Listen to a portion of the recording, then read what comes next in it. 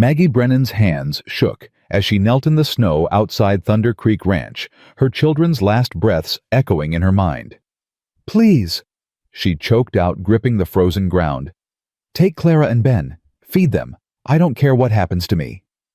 Josiah McAllister stepped off his porch boots, crunching ice, his steel blue eyes locked on hers. The whole territory knew him as the man who never showed mercy. "Stand up," he said, voice low as thunder. She couldn't. Her legs had given out miles ago. Before we continue, if this story is already gripping your heart, hit that subscribe button right now. Stay until the very end to see how this impossible love story unfolds, and drop a comment telling me what city you're watching from. I want to see how far Maggie and Josiah's journey reaches across this country. Now let's ride. So, the morning Clara Brennan stopped pretending everything was fine. Frost covered the inside of the cabin windows like God's own indifference. Maggie woke to the sound of her daughter's coughing wet, rattling the kind that meant lungs were filling with something they shouldn't. She bolted upright on the thin mattress, her breath clouding the frigid air. "Mama," Clara's voice cracked. I can't get warm." 9 years old. Too young to sound like an old woman dying. Maggie threw off the threadbare quilt, the only one they had left, and stumbled across the cabin floor. Her bare feet hit wood so cold it burned. Clara lay curled beneath a horse blanket, shivering violently, her lips tinged blue. "I'm here, baby. I'm here." Maggie pressed her palm to Clara's forehead, burning hot, ice cold, both at once. Beside Clara, 6-year-old Benjamin didn't move, didn't open his eyes. Maggie's heart stopped. "Ben," she shook his shoulder. "Benjamin, wake up." Nothing. "Ben," she shook harder, panic clawing up her throat. "Benjamin Thomas Brennan, you open your eyes right now." His eyelids fluttered, barely. "Mama." The word was nothing but breath. "I'm tired." No, you don't get to be tired. You hear me?" Maggie scooped him into her arms. His body was limp, light as kindling. "You stay awake. Both of you stay awake." She carried Ben to the fireplace. Dead ash. The last log had burned out sometime in the night, and she'd slept through it. Failed them while she slept. Her hands flew to the woodpile. Empty. The corners of the cabin blurred, the floor tilted. "Mama?" Clara tried to sit up, collapsed back down. "Is Ben?" "He's fine. You're both fine." Maggie's voice didn't sound like her own. Too high. Too tight. "I'm going to fix this." She ran to the cupboard, threw open the doors. One jar. Cornmeal. Moldy. The drawer. Nothing. The trunk. Nothing. She spun in a circle, searching for something, anything. Her eyes landed on the knife block. Daniel's hunting knife, the good steel one, worth maybe $3. $3 wouldn't buy enough food to save 2 dying children. Clara coughed again, and this time blood dotted her palm. Maggie stopped breathing. 4 days ago, she'd walked 8 miles to town, begging at every door. Mrs. Henderson shut hers before Maggie finished speaking. "Mr. Foster said times were hard for everyone, ma'am. Can't help what I don't have." The general store owner, Mr. Pike, offered her 2 shriveled potatoes for $1. She had 17 cents. He took it. Gave her 1 potato. She'd made it last 4 days. Boiled it into broth so thin you could see through it. Rationed it between Clara and Ben in spoonfuls so small they cried for more. She hadn't eaten in 6 days herself. Yesterday, Ben fainted trying to carry in snow to melt for water. Today Clara was coughing blood. Tomorrow... No. Maggie pressed her fists against her eyes, forced herself to think through the hunger fog, through the fear. There was one person within 50 miles who had the power to save them. Josiah McAllister. The name alone made her stomach twist. She'd seen him exactly 3 times in the 18 months since Daniel died. Once at Sunday service, sitting alone in the back pew, leaving before the final hymn. Once riding through town, his black coat billowing behind him, ranch hands trailing like an army. Once at the general store buying supplies, paying in cash, the bills thick in his gloved hand. He never looked at anyone, never spoke unless spoken to, never smiled. They said he'd built Thunder Creek Ranch from nothing, 15 years of breaking his back and burying his heart. They said his wife died giving birth, and he'd never been the same. They said he'd forgotten how to be human. But they also said he was fair. Harsh, but fair. That he paid his debts and kept his word. And Daniel had saved one of his men. Maggie hadn't known until the funeral when a ranch hand named Tucker Hayes showed up, hat in his hands, tears in his eyes. "Your husband pulled me out of the Yellowstone River 3 winters back," Tucker said. "My horse, spooked on ice, went through into the current. I was drowning. Daniel rode in after me, nearly drowned himself. Mr. McAllister, don't forget things like that, ma'am. If you ever need anything—" She'd nodded, barely hearing, too numb with grief. Now those words echoed. If you ever need anything. Thunder Creek Ranch was 12 miles north. Maggie looked down at her boots. The leather was cracked, held together with twine. Her dress hung off her shoulders 2 sizes too big now. Her hands shook constantly, whether from cold or hunger she couldn't tell anymore. 12 miles. In January. With a snowstorm building in the west. She looked at Clara, blood on her lips. At Ben, barely breathing. 12 miles wasn't impossible. Dying was. "Clara." Maggie knelt beside her daughter, brushed the damp hair off her forehead. "I need you to listen very carefully." Clara's eyes focused barely. "I'm going to get help. I'll be back before dark." "No." Clara grabbed her wrist fingers like bird bones. "Don't leave us. Mama, please." "Shh. Listen." Maggie gripped her daughter's hand. "You keep Ben warm. Put every blanket we have on him. Don't let him sleep too deep. Keep talking to him. Can you do that?" Clara's chin trembled. "What if you don't come back?" "I will." "Papa didn't." The words hit like a fist. Maggie closed her eyes, forced the grief down. Grief was a luxury. Grief could wait. "Your papa got thrown from a horse and hit his head," she said quietly. "I'm walking. I'll be careful. And I swear on my life, Clara Marie, I will come back for you." She kissed Clara's forehead, then Ben's. Ben didn't stir. Maggie stood before she could change her mind, wrapped her shawl around her shoulders, and walked out into the cold. The wind hit her like a slap. She gasped, pulling the shawl tighter, and started walking. North. Toward the mountains. Toward Thunder Creek. The sky was the color of old iron, heavy with snow that hadn't fallen yet. The land stretched flat and white in every direction, broken only by dead cottonwoods and fence posts half buried in drifts. Her boots crunched through the frozen crust. One step. Another. Another. Don't think about the distance. Don't think about the cold.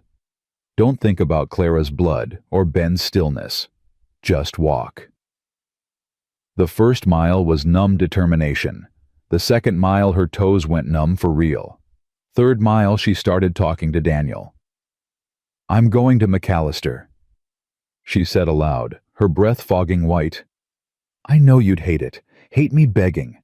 But I don't have a choice, Danny. I don't." The wind answered. "Tucker said he owes you. I'm going to collect." Her voice cracked. "I'm sorry I couldn't keep the homestead. Sorry I couldn't keep the crops alive, couldn't keep the cow alive, couldn't—" She stumbled on a hidden rut, went down, hard on one knee. Pain shot up her leg. She bit down on a cry, tasted blood where she'd bitten her tongue. "Get up." She pushed herself upright, kept walking. Fourth mile, the shawl wasn't enough. The cold soaked through her dress, through her skin, settled into her bones. Her fingers went stiff. Her face burned, and then went numb. Fifth mile, she started praying. "God, I know I haven't been to church since the funeral. I know I cursed you when Daniel died. But if you're listening, if you care at all, please let McAllister help. I'll do anything. Anything. 6th mile, she stopped believing God was listening.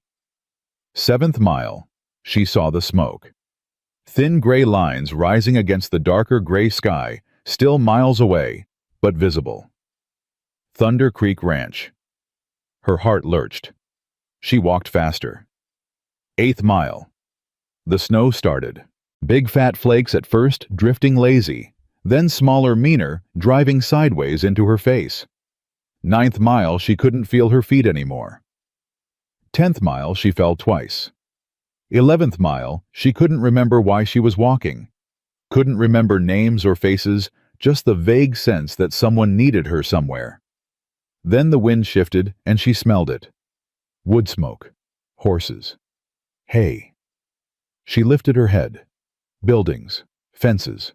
A barn, red paint bright against the white. Thunder Creek Ranch. She'd made it. Her knees buckled. She caught herself on a fence post, clung to it, forced herself to stay upright. A man's voice cut through the wind. "Hey, someone's at the fence." Footsteps, boots thudding toward her. Ma'am, you all right?" She tried to answer. Her mouth wouldn't work. Strong hands gripped her shoulders. "Jesus, she's half frozen. Get Mr. McAllister, now." The world tilted. She was being lifted, carried. "Stay with me, ma'am. We got you." She blinked, snow melting on her eyelashes. Faces swam above her. Ranch hands, all broad shoulders and worried eyes. Then one face sharpened. Steel blue eyes. Hard jaw. A scar cutting through one eyebrow. Josiah McAllister. "Put her down," he said. The hands hesitated. "Sir, she's—" "I said put her down." They set her on her feet. She swayed, locked her knees. Josiah stepped closer, studied her like a man evaluating a horse. No warmth, no recognition. "You got a name?" he asked. "Maggie." Her voice rasped. "Maggie Brennan." No reaction. "Daniel Brennan's widow." Something flickered in his eyes. "Brennan." "Yes, sir." He waited. She tried to remember the words she'd practiced. They'd all blown away in the wind. "I need—" She swallowed. "My children. They're dying." Josiah's expression didn't change. "I got no food, no firewood, no—" Her throat closed. "Please, I need help." "Why come to me?" "My husband saved your man. Tucker Hayes. 3 years back." Josiah's jaw tightened. "I remember." Hope flared. "Then you know I wouldn't ask if— What do you want?" The bluntness shocked her. "Food," she managed. "Just enough to—" "How many children?" "2. Clara's 9, Ben's 6. They haven't eaten in—" "Where's your homestead?" 7 miles southeast, past the cottonwood grove." "That's the old Brennan place, half collapsed." Shame burned through the cold. "Yes, sir." Josiah stared at her. The silence stretched so long she thought he'd refuse. Then he turned to the man beside him. Tucker Hayes, she realized. Older now, but the same kind eyes. "Tucker, get the wagon ready. 2 horses." Tucker's eyebrows shot up. "Sir." "You heard me." "Yes, sir." Tucker hurried off. Josiah looked back at Maggie. "You got any other family?" "No, sir." "The children sick?" "Clara's coughing blood. Ben won't wake up proper." His eyes narrowed. "How long since they ate?" 4 days. Real food, I mean." "And you—" She hesitated. "How long?" he repeated. 6 days. Josiah's mouth thinned. He shrugged out of his coat, draped it over her shoulders. The weight of it nearly knocked her over. Wool heavy, still warm from his body. "Sir, I can't—" "You want to help your kids. You don't die of cold before you get back to them." He turned toward the house. "Follow me." She stumbled after him, clutching the coat. He led her up the porch steps through a door into warmth so sudden it hurt. A large room opened before her. Fireplace roaring. Furniture that matched. rugs without holes. A woman in a gray dress. The housekeeper looked up sharply. "Esther," Josiah said, "get her food. Broth bread, nothing heavy." Esther's gaze swept over Maggie, cold and assessing. "Who is she?" "Widow, Daniel Brennan's wife." Esther's expression shifted slightly. "Brennan, the one who—" "Yeah." Josiah pulled out a chair at the table. "Sit." Maggie sat before her legs gave out. Esther disappeared into what must be the kitchen. Josiah stood by the firearms crossed, watching Maggie like she might bolt. "Your husband was a good man," he said finally, past tense, was. Maggie's throat burned. "Yes, sir. Tucker wouldn't be alive without him." She nodded. "I don't forget debts." Hope flared again, painful. Esther returned with a bowl of broth and half a loaf of bread. The smell hit Maggie like a fist. Her stomach cramped violently. "Slow," Josiah said. "You eat too fast, you'll be sick." She forced herself to pick up the spoon, sip the broth. Hot, rich salt and herbs and something like heaven. Tears spilled down her face. She ate slowly, each bite an agony of restraint, when she wanted to shove it all in her mouth at once. Josiah watched in silence. When she finished, he spoke. "Tell me what happened." So she did. The fever that took Daniel. The failed crops. The dead livestock. The town's closed doors. The children's hunger. All of it spilled out in a voice that shook and broke and kept going because stopping meant falling apart completely. Josiah listened without interrupting. When she finished, he said, "You walked 12 miles in a snowstorm to ask for food." "Yes, sir." "Why not send someone, ask the neighbors?" "Don't have neighbors anymore. The Hendersons moved east. The Fosters won't answer the door." "The church?" "Reverend Oakes gave me $1 last month. Said the collection's been thin." Josiah's mouth tightened. $1? It's more than nothing. It's an insult. Maggie looked down at her hands. "What were you planning?" Josiah asked. "I give you food, you walk back tonight." "Yes, sir." 12 miles in the dark in a blizzard. "My children will be dead before morning if their mother freezes to death halfway home." The bluntness of it stole her breath. "Here's what's going to happen," Josiah said. "We're taking the wagon to your place. We're getting your kids. We're bringing them here." Maggie's heart stopped. "Here. You got a problem with that. I know, but—" She struggled to understand. "For how long?" "Long as it takes." "Takes for what?" "For them to not be dying." Her mind spun. "Mr. McAllister, we can't impose." "You got a better option." She didn't. Then it's settled. He looked toward the door. "Tucker should have the wagon ready." "Sir." Maggie stood, legs shaking. "Why are you doing this?" Josiah met her eyes. "Your husband saved one of mine. I pay my debts." He paused. "And no child dies on my watch if I can stop it." Something in his voice made her think there was more to it. Something old and painful. But before she could ask, he was already heading for the door. "Come on, we're burning daylight." Mo, the wagon ride back felt like traveling through a dream. Maggie sat beside Josiah on the bench seat, wrapped in his coat and 2 extra blankets Esther had shoved at her. Tucker drove a second wagon behind them, loaded with supplies, food, blankets, medicine. Josiah handled the reins with easy competence, his eyes scanning the white landscape. They didn't speak. Maggie kept replaying his words. Long as it takes. What did that mean, days, weeks? And then what?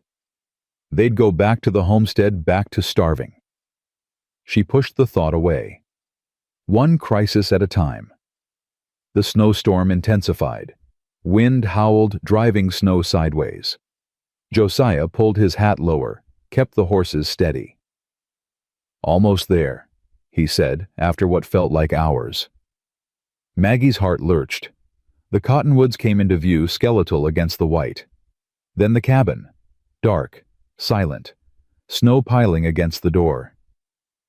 Please, Maggie whispered. Please let them be alive.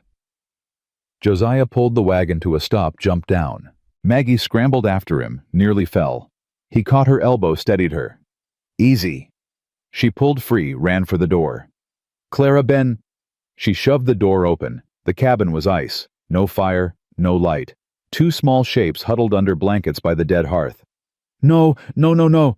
Maggie fell to her knees beside them. Clara, Ben. Clara stirred. Mama! Relief hit so hard Maggie sobbed. I'm here, baby. I'm here. Behind her, Josiah and Tucker entered, bringing cold air and the smell of snow. Josiah knelt beside Maggie, pulled back Ben's blanket. The boy was barely breathing, his skin pale as wax. Jesus, Josiah muttered. He scooped Ben into his arms. Tucker, get the girl. We're leaving. Now. Tucker wrapped Clara in a blanket, lifted her carefully. Mama. Clara's voice was small, frightened. We're going somewhere warm, Maggie said, following Josiah out. Somewhere with food. You're going to be all right. She prayed she wasn't lying. They loaded the children into the wagon, packed blankets around them. The cabin, Maggie said. I need to leave it, Josiah said. But you planning to come back to this? Maggie looked at the sagging roof, the broken windows, the door that wouldn't close right. No, she whispered. Then leave it. He climbed onto the wagon seat. Maggie took one last look at the place where she'd lived with Daniel, where they'd dreamed of building a life. Then she climbed up beside Josiah and didn't look back. The return trip was slower, the storm worse. Josiah drove with grim focus, one hand on the reins, the other braced against the wind. Beside him, Maggie held Ben against her chest, willing warmth into his small body. Clara leaned against her side, shivering. Almost there, Josiah said again. This time, Maggie believed him. The lights of Thunder Creek appeared through the snow, golden and impossible. Ranch hands rushed out, helping unload the children. Get them inside, Josiah barked. Esther, heat water for baths, warm up the guest rooms. Esther appeared in the doorway, eyes wide. When she saw the children, her expression softened. Bring them to the kitchen, she said. It's warmest. They carried Clara and Ben inside. Maggie followed, numb with exhaustion and relief and disbelief. The kitchen was huge, warm, smelling of bread and stew. Esther directed them to set the children in chairs near the stove. Get those wet clothes off, she ordered, already gathering towels and blankets. Maggie's hands shook as she undressed Ben, revealing ribs sharp as knives, skin stretched thin. Esther's mouth tightened. She said nothing, just wrapped him in warm blankets and started spooning broth between his lips. Clara drank on her own small sips, eyes huge and wondering. Where are we? She whispered. Thunder Creek Ranch, Maggie said. Mr. McAllister's home. Clara looked at Josiah, standing silent by the door. Why? Good question. Josiah's gaze moved from Clara to Ben to Maggie. Because you needed help, he said simply. And your pa once helped me. Clara frowned, not understanding. Josiah turned to leave. Mr. McAllister, Maggie said. He stopped.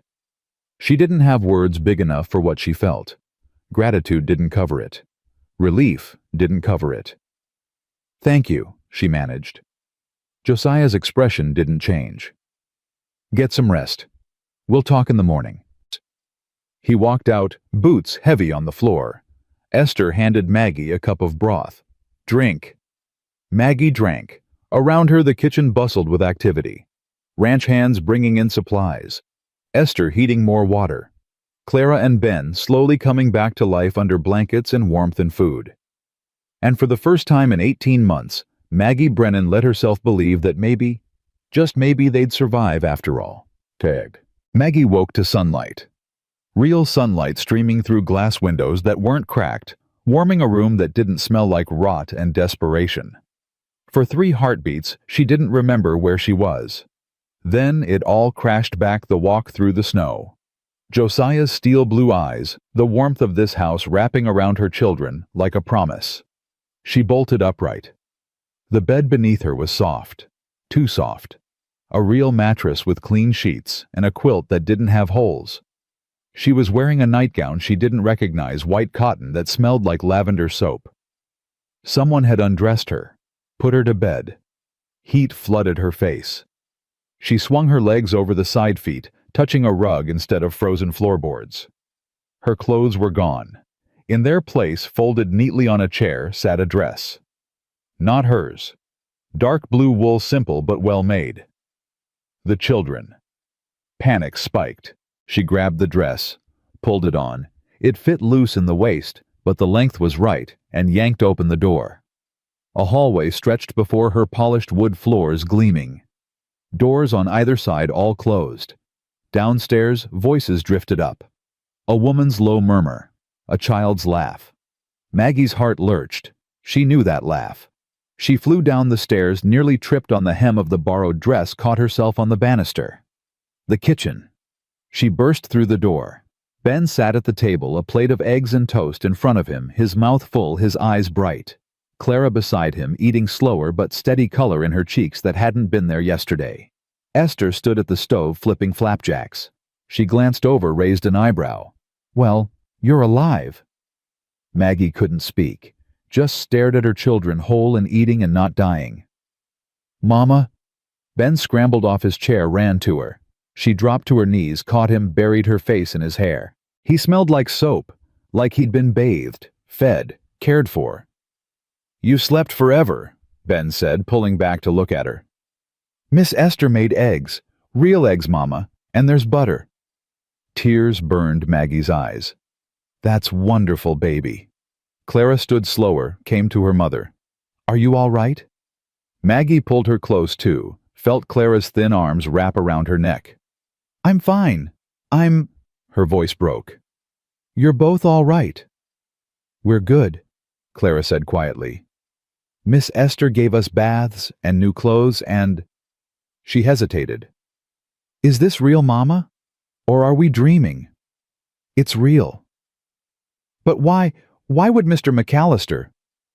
"Because your father saved a man's life once," Maggie said. "And Mr. McAllister pays his debts."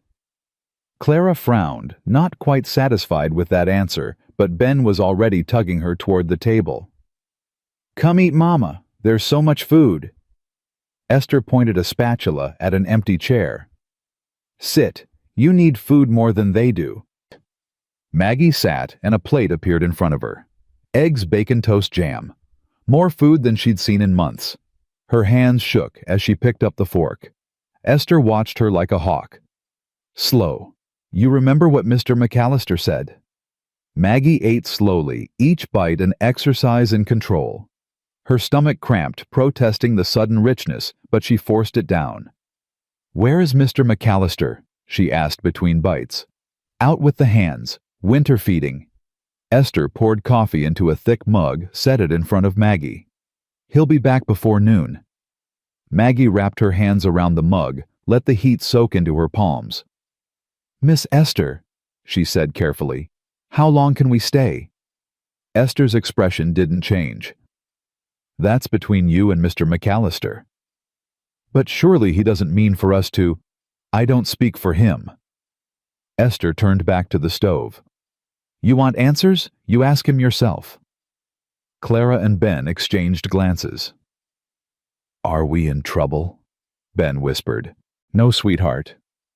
Maggie smoothed his hair. "We're just guests." "Mr. McAllister saved us," Clara said. Her voice had an edge Maggie didn't like. Too much understanding for a 9-year-old.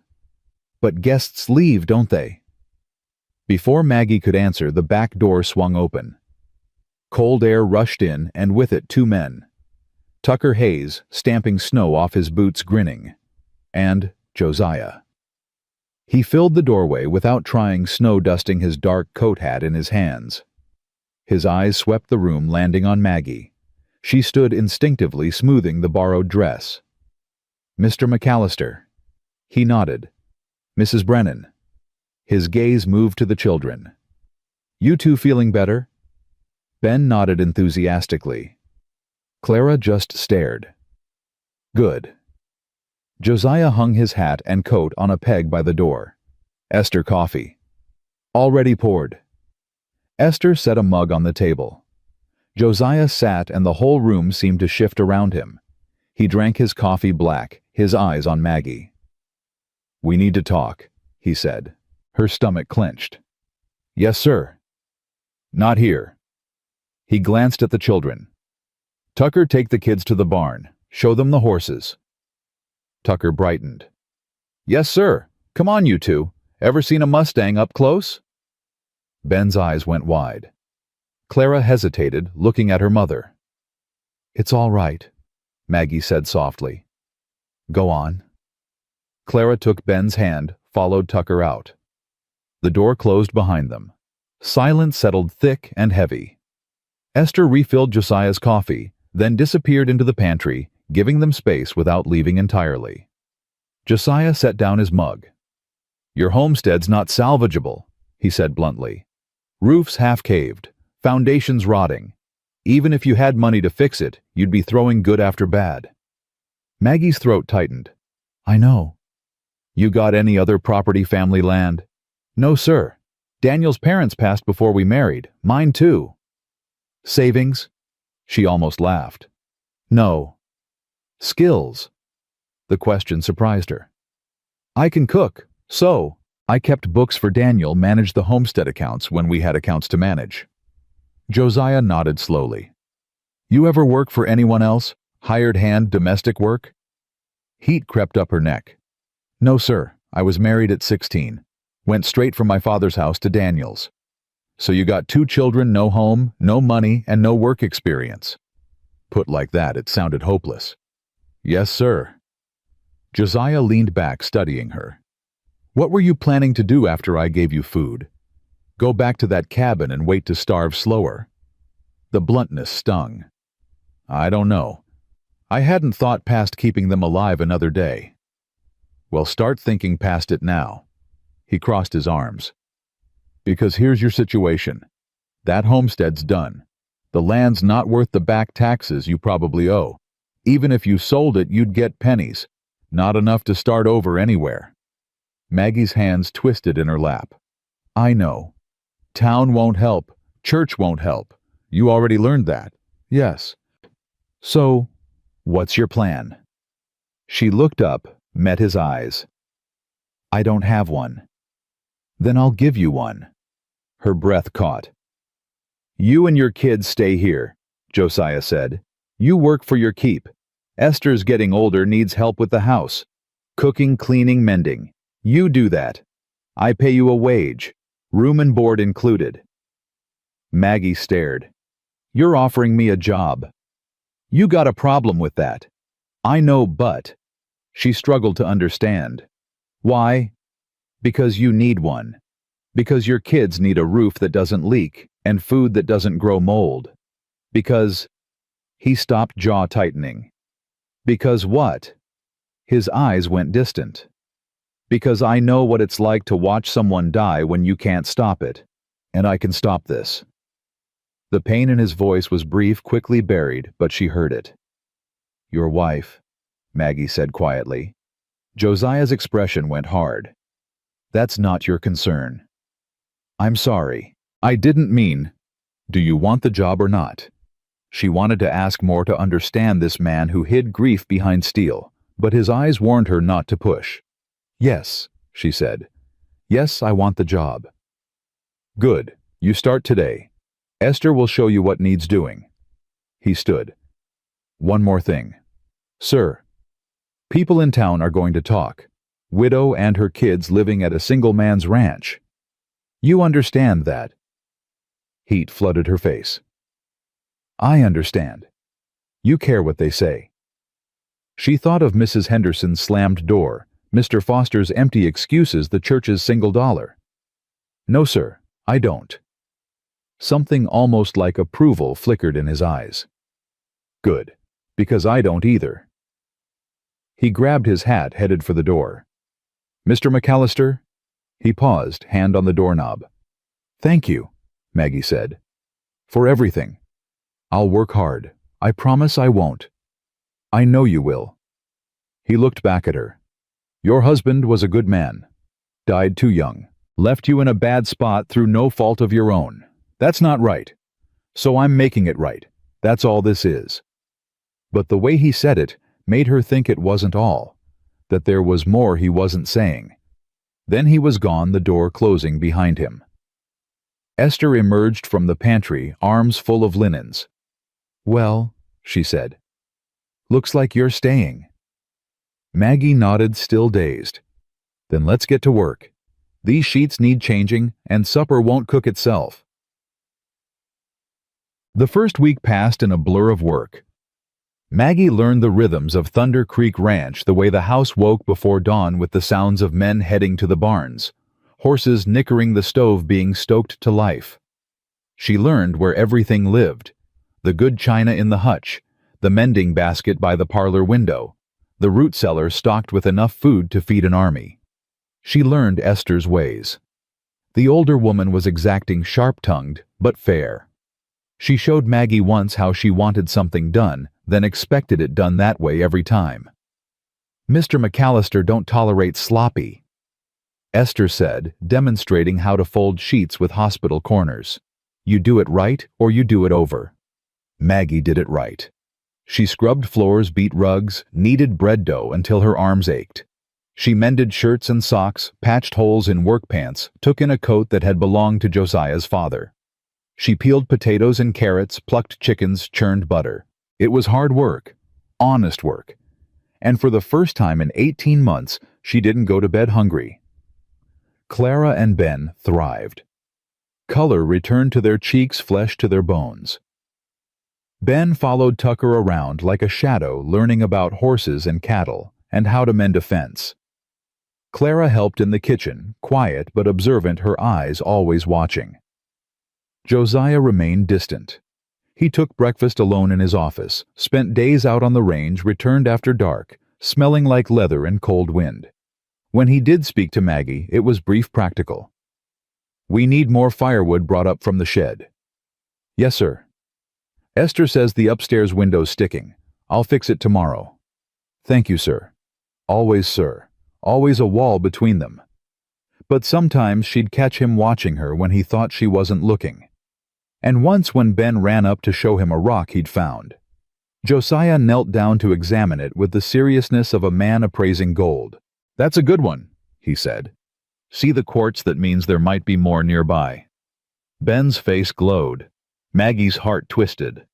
On the 8th day, Reverend Oakes came to visit. Maggie was beating rugs on the back porch when she heard the wagon. She looked up, saw the Reverend climbing down his black coat, stark against the snow. Esther appeared in the doorway. "Reverend, what brings you out here?" "Heard there's a widow and her children staying at Thunder Creek." His voice was kind, but his eyes were sharp. "Thought I'd check on their welfare." "They're fine," Esther said flatly. "I'd like to see for myself if you don't mind." Maggie set down the rug beater, came forward. "Reverend Oakes?" His expression softened. "Mrs. Brennan, I've been worried about you. When you didn't come to town for weeks." "We were starving," Maggie said bluntly.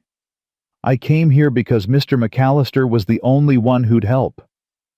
The Reverend flinched. "If I'd known it was that bad—" "You gave me $1 and said the collection was thin. I told you my children were hungry." "Yes, but I didn't realize." "Didn't realize we were dying, or didn't want to." Silence. The Reverend cleared his throat. "Mrs. Brennan, I understand you're grateful to Mr. McAllister, but people are talking. A young widow living alone with a single man." "I'm not living alone with him," Maggie said coldly. "I'm working for him, earning wages. Esther's here. Ranch hands are here. It's more proper than starving to death in a collapsing cabin." "I'm not questioning your morals." "Yes, you are." Reverend Oakes's mouth thinned. "I'm trying to protect your reputation." My reputation didn't feed my children. Mr. McAllister did. Hoofbeats interrupted them. Josiah rode up, dismounted smoothly.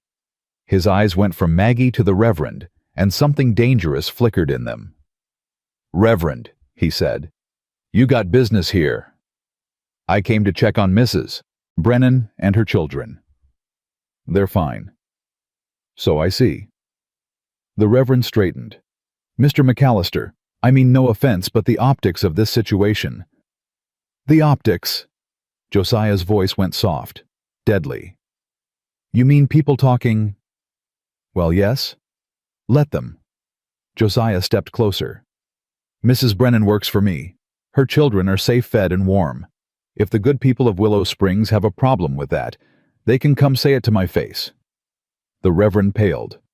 "I'm not suggesting—" "Yes, you are. You're suggesting I'd take advantage of a widow in a desperate situation. That's what you're implying." "No, because if that's what you think, Reverend, you don't know me at all." The two men stared at each other. Finally, Reverend Oak stepped back.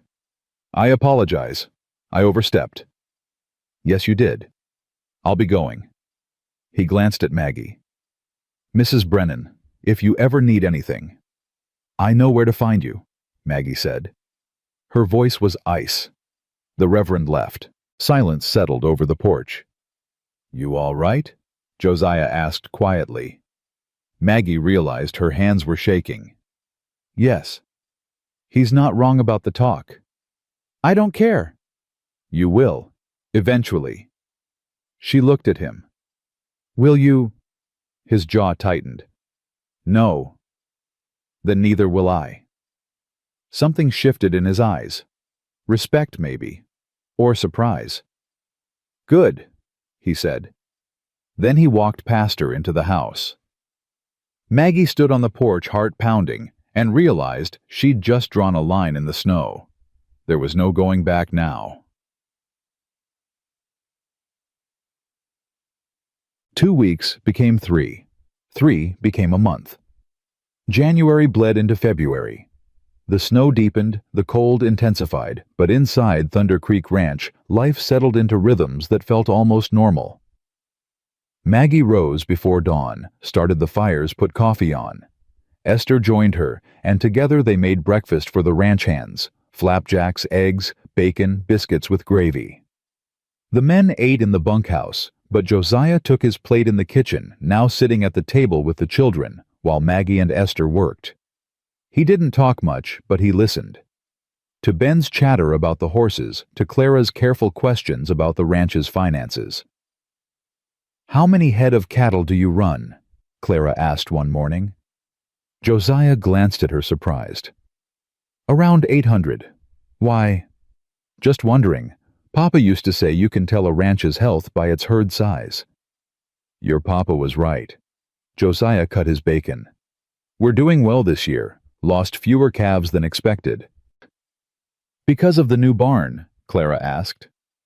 "Partly. And the windbreaks we built last fall." Clara nodded, filing that information away like a little accountant. Josiah's lips twitched. Almost a smile. Maggie watched from the stove, something warm unfurling in her chest. After breakfast, the children had lessons. Esther pulled out old school books from when Josiah's younger sister had lived here before she married and moved east. Clara devoured them. Ben struggled with reading, but loved arithmetic. Josiah sometimes helped in the evenings, sitting at the table with Ben patiently sounding out words. C-A-T, cat. Good. Next word. D-O-G, dog. That's right. Maggie mended shirts by the fire, listening her heart, doing complicated things she didn't want to examine too closely. One night after the children went to bed, she found Josiah in his office, ledgers spread before him. She knocked on the doorframe. "Sir." He looked up, tiredness in his eyes. "Something wrong?" "No, She hesitated. "I wanted to ask about my wages. You said you'd pay me, but we haven't discussed $2 a week, room and board included. Fair? More than fair. Most housekeepers made half that. That's very generous." You work hard, you're worth it. He set down his pen. Something else. I want to save it, every penny. So when... She stopped. When you leave... The words hung between them. I don't want to be a burden, Maggie said quietly. You've already done so much. Josiah leaned back in his chair. You think you're a burden. I think you took us in out of obligation, because of Daniel. And I'm grateful, but... Stop. She stopped. Josiah came around the desk. You're not here out of obligation anymore. Then why? He was close enough now that she could see the gray threading his dark hair, the lines around his eyes, from years of squinting against the sun. Because you belong here, he said simply. Her breath caught. Your kids are happy. Clara's learning. Ben's gaining weight. He paused. You're good for this house. Good for Esther. Good for... He didn't finish. Maggie's heart thundered. Good for you. His eyes met hers, and for the first time she saw past the steel. Saw loneliness. Saw hunger for something he'd denied himself for years. Yeah, he said quietly. Good for me. Neither of them moved. Then footsteps sounded in the hall, and Esther's voice called, Mr. McAllister, one of the hands needs you in the barn. The moment shattered. Josiah stepped back, grabbed his coat. We'll talk more later. He left. Maggie stood in his office, touching her face, feeling heat there that had nothing to do with the fire. March came with a thaw. Snow began to melt, revealing dead grass and mud. The river broke free of ice with sounds like cannon fire. Calving season started, and Josiah spent long hours in the barns, helping bring new life into the world. Maggie brought him coffee at midnight, found him covered in blood and straw holding a newborn calf. This one's mother rejected him, Josiah said. Have to bottle feed. Maggie knelt beside him. The calf was tiny, wet, trembling. Will he make it? If he fights. She watched Josiah's hands, large and scarred, gentle the calf into a blanket. You're good at this, she said. Had a lot of practice. Your wife, did she help with calving? Josiah went still. For a long moment, she thought he wouldn't answer. Then, Sarah hated the blood, but she'd stay up with me anyway, keep me company, read to me while I worked. What did she read? Shakespeare. She loved the tragedies. His voice was distant. Said they made sense to her. The idea that loving someone could destroy you. Maggie's throat tightened. Did it destroy you? Josiah looked at her. Almost. But you survived. Surviving's not the same as living. No, Maggie agreed softly. It's not. They stayed there in the barn with the calf between them and years of grief heavy in the air.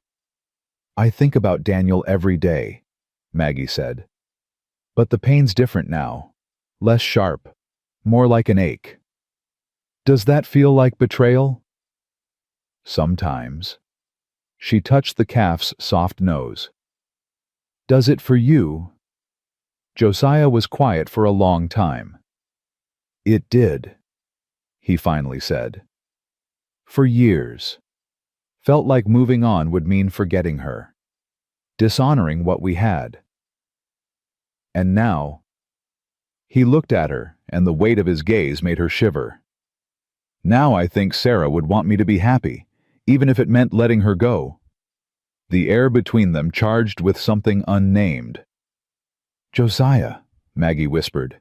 His name, not his title. For the first time. He leaned closer. The barn door banged open. Boss? Tucker's voice urgent. Got a breech berth in the south pasture. Need you now. Josiah closed his eyes briefly, then stood. On my way. He left without looking back. Maggie stayed with the calf, her heart racing, and wondered what would have happened if Tucker hadn't interrupted. Wondered if she wanted to know. April brought Victor Slate.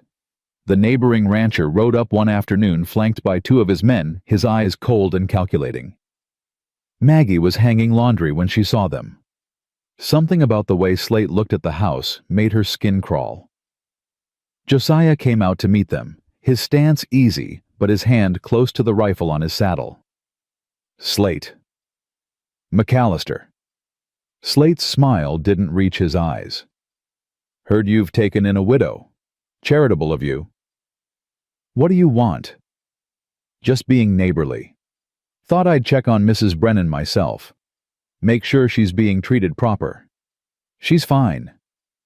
I'd like to hear that from her.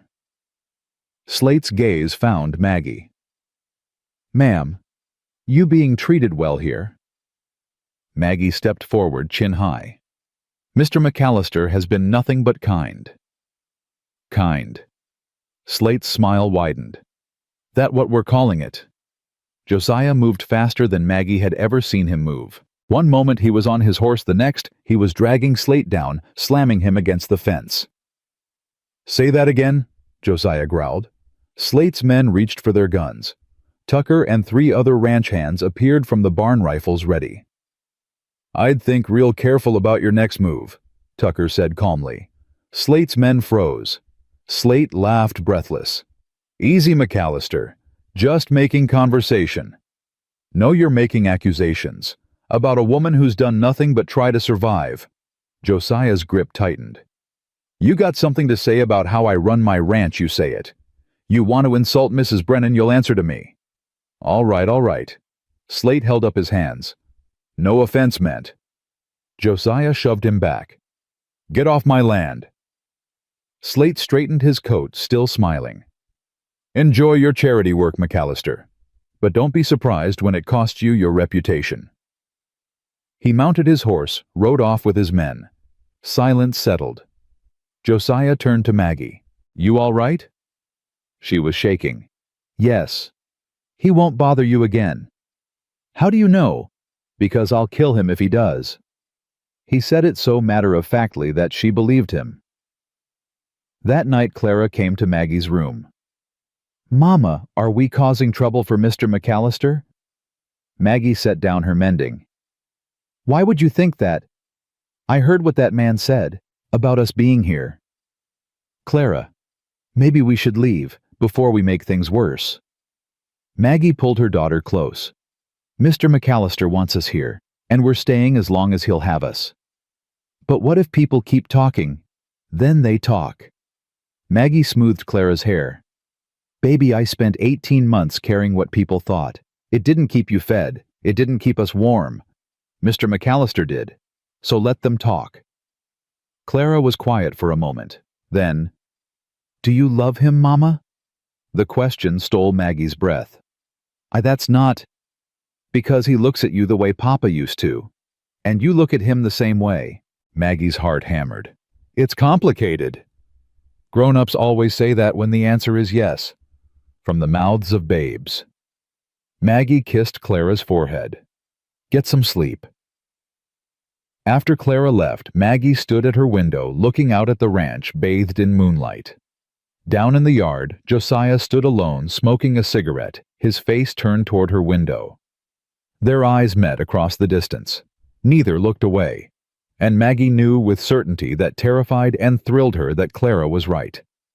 This was complicated, and the answer was yes. The next morning, Josiah didn't come to breakfast.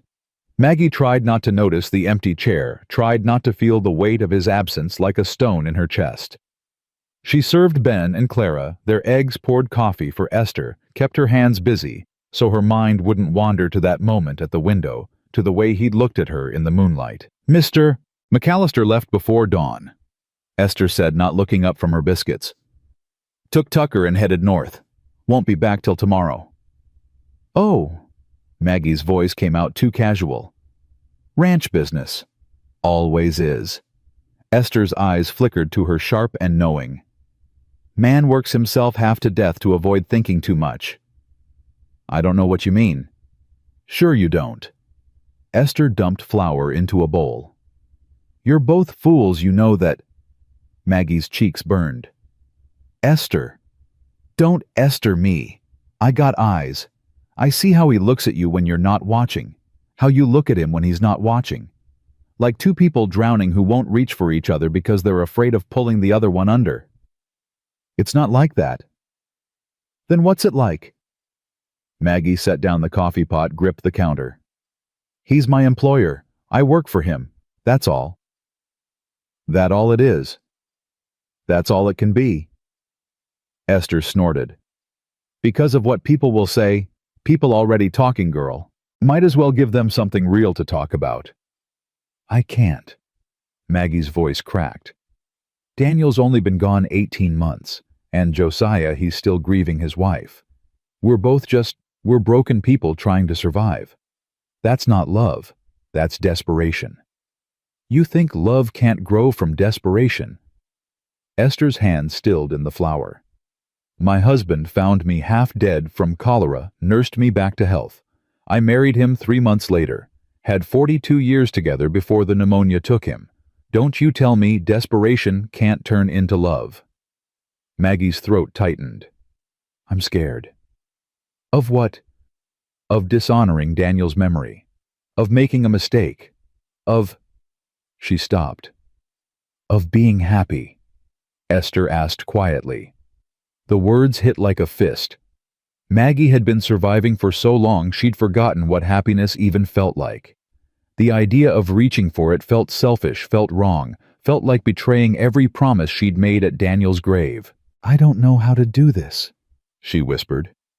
Esther came around the counter, gripped Maggie's shoulders. Then figure it out.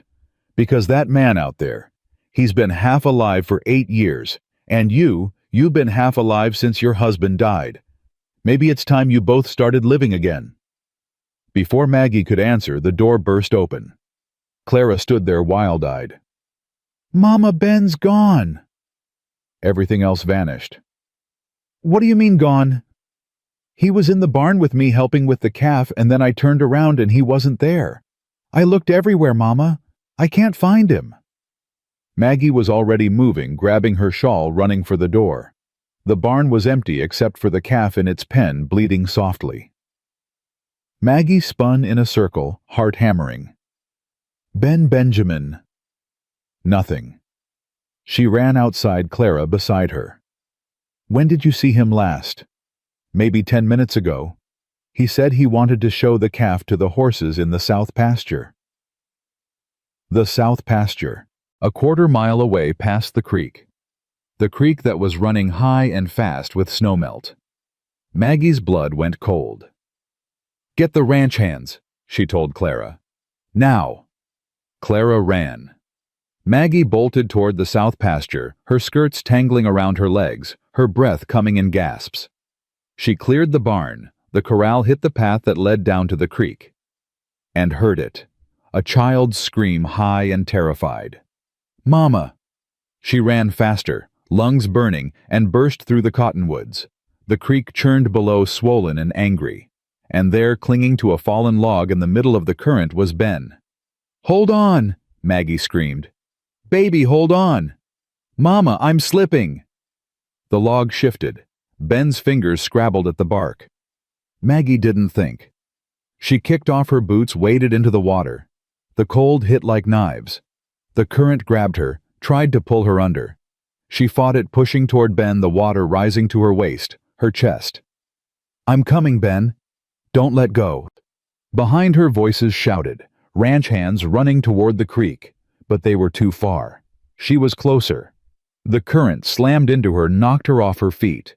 Water closed over her head. She surfaced, gasping, reached for the log. Her fingers found wood. She pulled herself up, got her arm around Ben. I got you. I got you. Mama, I'm scared. The log broke free. They went under. Water filled Maggie's mouth, her nose, her lungs. She kicked, pulled Ben against her chest, fought for the surface. Her head broke through. She gasped air, saw the bank too far, moving too fast. Rocks ahead, jagged and deadly. She twisted her body, took the impact on her shoulder. Pain exploded. She held Ben tighter, kept his head above water. Breathe, baby, breathe. Something hit her from behind. Arms strong and sure wrapped around both of them. Tucker's voice in her ear. I got you, ma'am. Don't fight me. Another set of hands grabbed Ben, pulled him toward the shore. Maggie's strength gave out. She went limp. Let Tucker drag her through the current. Felt rocks scrape her legs, her arms. Then solid ground.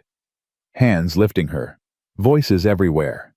She rolled onto her side, vomited creek water, coughed until her ribs screamed. Ben! She choked out. Where's... Here, Mama. His small voice terrified but alive. She crawled to him, pulled him into her arms, felt his heart hammering against hers. You're all right. You're all right. I'm sorry, Mama. I just wanted to see the horses and I slipped and... Shh. It's okay.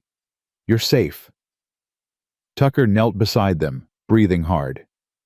Ma'am, you damn near killed yourself. He's my son. Her voice shook. I'd do it again. I know you would. Tucker's eyes were bright with something between respect and fear. But next time, wait for help. Mr. McAllister would have had my hide if anything happened to you. The mention of Josiah made her chest tighten. Don't tell him, she said. Tucker stared. Ma'am, with respect, that's impossible. Half the hands saw what happened. Word's going to reach him before he's 5 miles back. Maggie closed her eyes. Of course it would.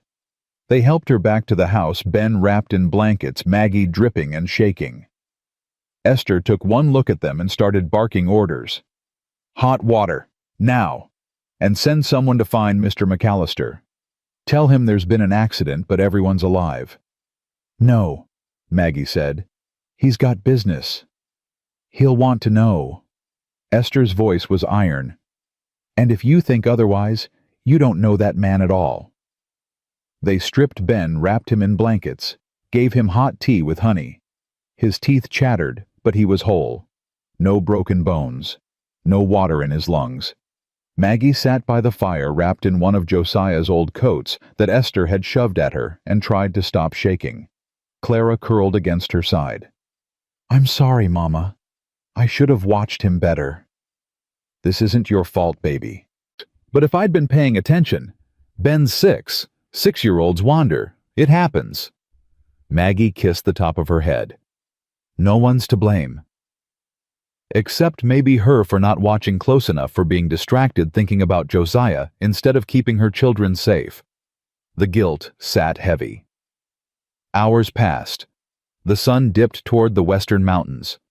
Ben fell asleep in Esther's rocking chair, exhausted from fear and cold. Maggie couldn't sleep, couldn't eat, just sat by the window waiting. Full dark had fallen when hoofbeats thundered into the yard. She stood hard in her throat. The door slammed open. Josiah filled the doorway, chest, heaving, eyes wild. His gaze swept the room, landed on Ben, sleeping, then on Maggie. You're alive. I'm fine. He crossed the room in 3 strides, gripped her shoulders. Tucker said you went into the creek, said you nearly drowned. Ben was drowning. I had to... You could have died. His hands tightened. You could have died, Maggie. Her name. Not Mrs. Brennan. Maggie. But I didn't. You went into a flooded creek in April. The current, the rocks... His voice broke. Do you have any idea what could have happened? I saved my son. You almost killed yourself doing it. What was I supposed to do? Stand there and watch him drown? You were supposed to wait for help. He was shaking now, his control shattering. You were supposed to... He stopped, pulled her against his chest. Maggie froze, shocked by the embrace, by the way his arms wrapped around her, like he was trying to keep her from disappearing. Don't ever do that again, he said into her hair. Don't ever scare me like that again. Her heart thundered against his. Josiah. I rode 15 miles in 2 hours because I thought... He pulled back just enough to look at her, and the naked fear in his eyes stole her breath. I thought I'd lost you.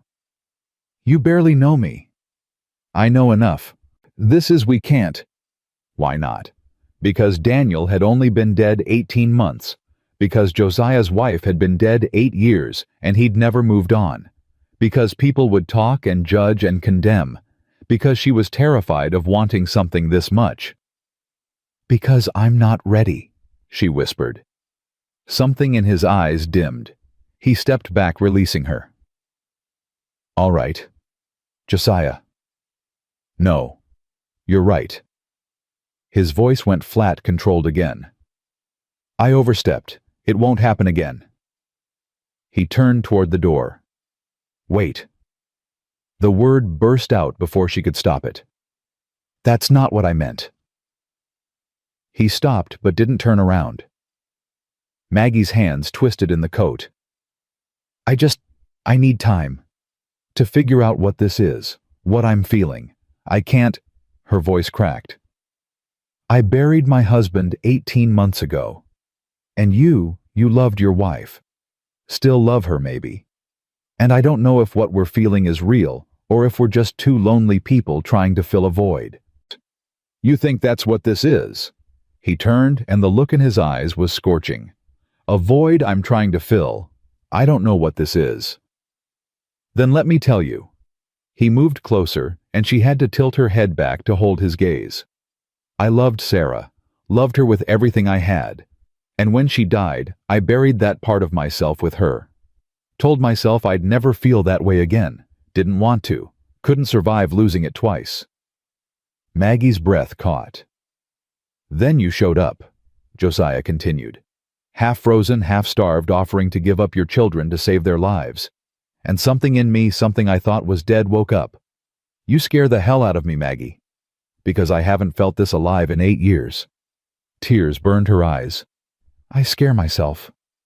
"Good. Then we're even." He reached out, cupped her face with one rough hand. "I'm not asking you to love me. I'm not asking you to forget Daniel.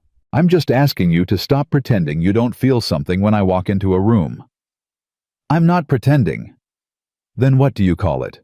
"Surviving," she whispered.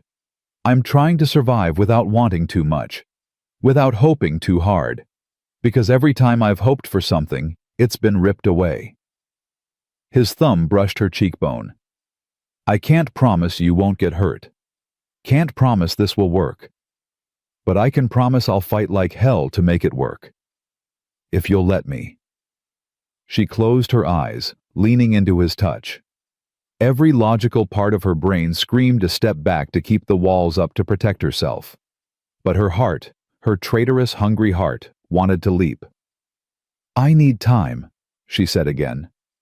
"How much?" "I don't know." "Then I'll wait." He lowered his hand. "But Maggie, I'm not waiting forever. Life's too short and too hard to waste on fear." He left. Maggie stood alone by the fire, shaking for entirely different reasons now, and wondered if she was brave enough to risk her heart again. The answer terrified her, because it was yes. The days that followed were strange and taut, like a wire pulled too tight, vibrating with tension that nobody acknowledged but everyone felt. Josiah kept his distance, polite, professional. He took meals in his office again, spoke to Maggie only when necessary, and when their eyes met across a room, he looked away first. It should have been easier. It wasn't. Maggie found herself listening for his footsteps, watching the window for his return from the range, aching for glimpses of him that she told herself she didn't need. Ben recovered quickly, the resilience of children making the creek incident just another adventure to recount to Tucker. But Clara watched her mother with knowing eyes, saying nothing but seeing everything. "You're sad," she said one night as Maggie tucked her in. "I'm fine, baby. You look at Mr. McAllister the way you used to look at Papa." Maggie's hands stilled on the blanket. "Clara." "I'm not mad, Mama. Papa's gone. He's not coming back." Clara's voice was matter-of-fact, but her eyes glistened. "And Mr. McAllister's nice. He helped us when no one else would. If you wanted to..." "Wanted to what?" Clara's jaw set. "If you wanted to be happy, I wouldn't mind." The words cracked something open in Maggie's chest. "Oh, baby." She pulled Clara close. "When did you grow up so much?" When we were starving and you pretended everything was fine so we wouldn't be scared. Clara's voice muffled against her shoulder. I know what you gave up for us, Mama. I know you walked through that blizzard even though you were dying too. So if Mr. McAllister makes you happy, you should let him. Maggie couldn't speak past the tears. That night, she lay awake staring at the ceiling, Clara's words echoing. If he makes you happy, you should let him. When had she stopped believing she deserved happiness? When Daniel died. Before that, when the crops failed and she watched her children go hungry. Or even earlier when she was 16 and married a man because it was expected. Not because she'd chosen it. She'd loved Daniel. Truly loved him. But their marriage had been born of duty and grown into affection, not the wild, desperate thing that seemed to burn between her and Josiah. This felt different, dangerous, like touching lightning. And maybe that's what scared her most. 3 days after the creek incident, Victor Slate rode onto Thunder Creek land again. Maggie was in the garden pulling early weeds when she heard the horses. She straightened, shading her eyes against the sun. Slate and 4 of his men, all armed. Ice slid down her spine. She started toward the house, but Slate spurred his horse, cutting her off. Mrs. Brennan, heard about your little accident at the creek. She said nothing, looking past him toward the barn. Where were the ranch hands? Must have been terrifying. Slate continued, his smile cold. Helpless widow, drowning child. Good thing McAllister's men were there to save you. What do you want, Mr. Slate? Just checking on your welfare, making sure McAllister's taking proper care of you. He is. Now if you'll excuse me. Slate's horse sidestepped, blocking her path again. You know, Mrs. Brennan, there's talk in town. About you and McAllister. About what a widow's really doing living at a single man's ranch. Heat flooded her face. That's none of your concern. Oh, but it is. See, I got a proposition for you. I'm not interested. You haven't heard it yet. Slate leaned down from his saddle. You come work for me instead. Proper job, proper wages. Separate housing for you and your children. All very respectable. Save your reputation before McAllister ruins it completely. Mr. McAllister has done nothing but help me. Sure he has. Out of the goodness of his heart, right? Slate's smile widened. You're not that naive, Mrs. Brennan.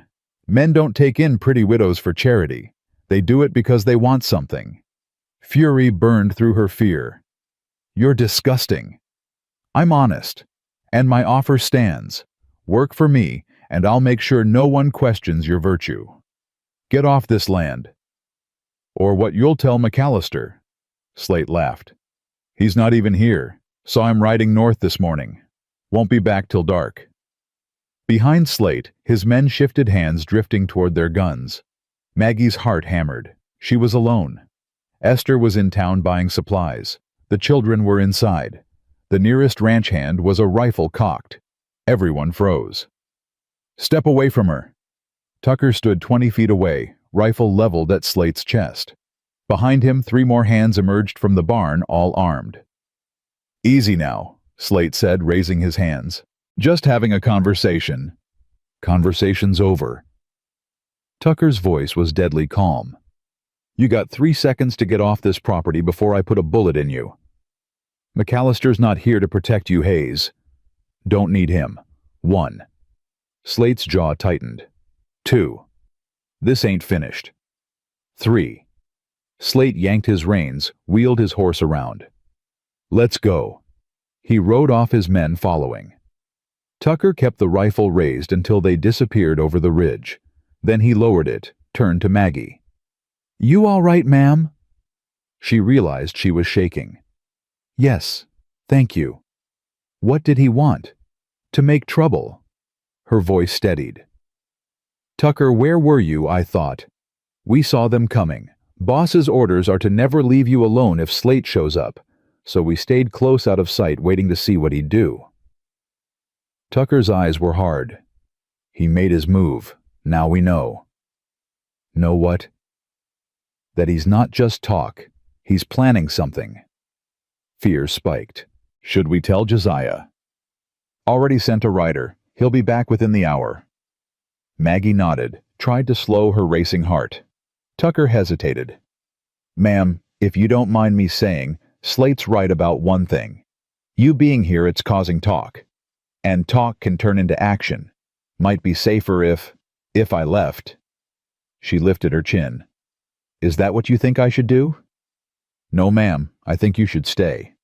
But I also think you and the boss need to figure out what this is before someone gets hurt. What this is?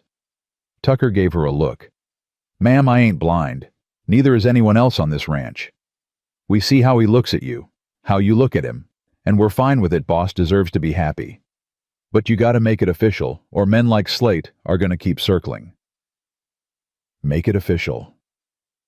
The words hung in the air. It's complicated, Maggie said weakly. It always is. Tucker tipped his hat. But complicated's better than regret. He walked away, leaving Maggie standing in the garden, her mind spinning. Josiah returned as the sun touched the mountains, riding hard, his face like thunder. He dismounted before his horse fully stopped, strode straight to Maggie. What happened? She told him. Everything. Slate's proposition, his veiled threats, the way his men had been armed and ready. Josiah's jaw worked. He touched you. No, Tucker intervened before. I'm going to kill him. Josiah, no. He threatened you on my land, in my garden, while I was gone. His voice was low, lethal. That's a line you don't cross. Violence will just make things worse. Things are already worse. He gripped her arms. Don't you see? He's not going to stop. Not until... He stopped, jaw clenching. Until what? Maggie whispered. Josiah's eyes burned into hers. Until you're protected. Really protected. In a way that makes it clear you're not available. Her breath caught. What are you saying? You know what I'm saying. Marriage. He was talking about marriage. The word hung unspoken between them. We barely know each other, Maggie said, but her voice shook. I know you'd die for your children. I know you're strong enough to walk through a blizzard and stubborn enough to wade into a flooding creek.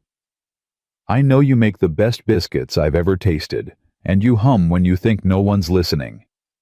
His hands tightened. I know when you smile, really smile, it feels like the sun coming out after a long winter. What else do I need to know? Tears blurred her vision. This is crazy. Probably. People will say we're only doing it for convenience, for protection. Let them. Josiah, marry me. The words were raw, unpolished. Not because of Slate, not because you need protecting. Marry me because when I thought you might have drowned, I realized I can't go back to half living. Marry me because I want to wake up every morning knowing you're here. Marry me because... His voice broke. Because I'm falling in love with you, he finished quietly. And I don't want to stop. The world tilted. Maggie stared at him, this man who'd saved her life, who'd given her children a home, who looked at her like she was something precious instead of broken. And she realized Clara was right. Esther was right. Tucker was right. She deserved to be happy, even if it terrified her. Ask me again, she whispered. Hope flared in his eyes. What? Ask me again, properly.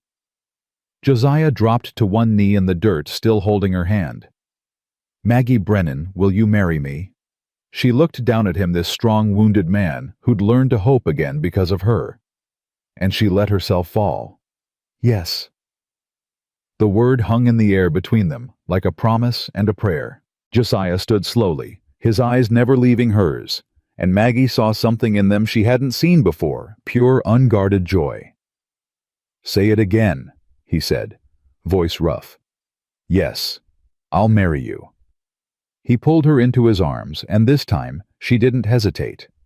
She wrapped her arms around his neck and held on, feeling his heart thunder against hers, feeling 8 years of loneliness and 18 months of grief crack open to let something new grow through. When he finally pulled back, His hands framed her face. "I won't let you regret this." "I already don't."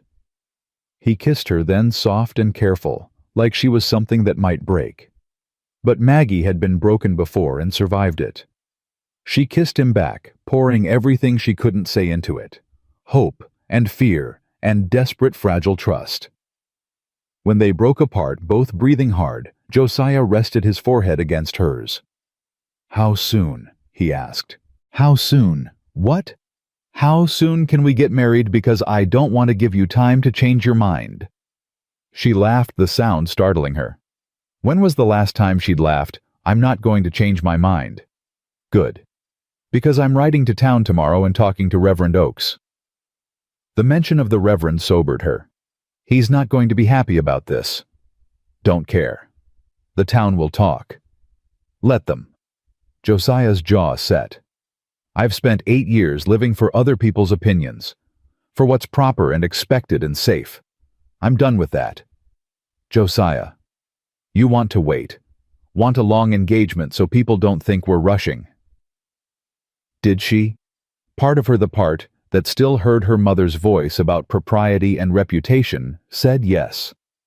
But the larger part, the part that had walked through a blizzard and waded into a flooding creek, that had learned survival meant taking chances, said no.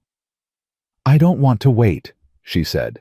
"But the children, Clara and Ben, they should be part of this decision." "You're right." He took her hand. "Let's talk to them." They found Clara and Ben in the kitchen with Esther, who took one look at their joined hands and faces and smiled. "Well, about damn time." "Esther," Maggie said, heat flooding her cheeks. "Don't Esther me. I got eyes." The older woman wiped her hands on her apron. "You two finally figure out what the rest of us knew months ago." "We're getting married," Josiah said simply. Ben's head snapped up. "Really? If it's all right with you and your sister." Clara stood slowly, her face unreadable. For a long moment she just looked at Josiah, and Maggie's heart clenched with fear that her daughter would object, would see this as a betrayal of Daniel's memory. Then Clara walked over and stood in front of Josiah. "You'll be good to her?" she asked. "To all of us?" "Yes." "You promise?" "I promise." Clara studied him a moment longer, then nodded. "Okay." Relief flooded Maggie. Ben launched himself at Josiah, wrapping his arms around his waist. "Does this mean you'll be our papa?" Josiah's hand came up to rest on Ben's head, and Maggie saw his throat work. "If you want me to be." "I want you to be." Ben looked up, eyes bright. "Can I call you Papa?" Josiah's eyes went shiny. He knelt down to Ben's level. "I'd be honored." "What about you?" Maggie asked Clara softly. "How do you feel about this?" Clara's jaw trembled. "Papa's gone. He's not coming back. And I miss him. I'll always miss him. But—" She looked at Josiah. "You saved us. You gave us a home when we had nothing. And you make Mama smile again. So yeah, I'm okay with it."